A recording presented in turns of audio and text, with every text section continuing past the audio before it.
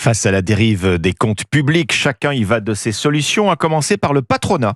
Il propose, lui, une batterie de mesures pour mettre les comptes sociaux à l'équilibre. Oui, il faut rappeler que le déficit de l'assurance maladie attendu en 2026 s'élève tout de même à 22 milliards d'euros.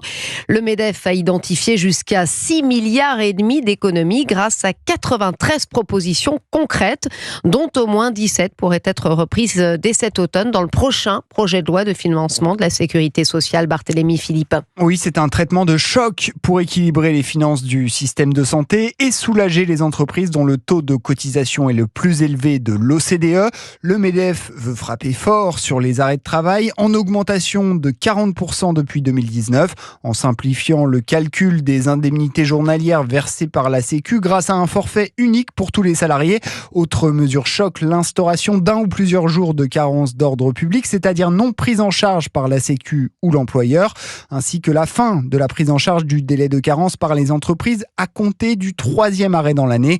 Une piste que défend Yves Laccueil, vice-président de la Caisse nationale d'assurance maladie. Pendant 3 jours, vous n'êtes pas rémunéré. À partir du 4e jour, vous percevez seulement les indemnités journalières. Vous avez des branches dans lesquelles la carence est prise en charge en totalité sans limite. Et vous avez des personnes qui arrêtent X fois dans l'année, qui créent des perturbations pour les entreprises. Prise en charge du premier arrêt, oui. Du deuxième, pourquoi pas. Mais la troisième, c'est non. La facture des indemnités journalières versée par l'assurance maladie est en forte hausse, plus de 10 milliards d'euros par an. Barthélémy Philippe du service économie d'Europe 1.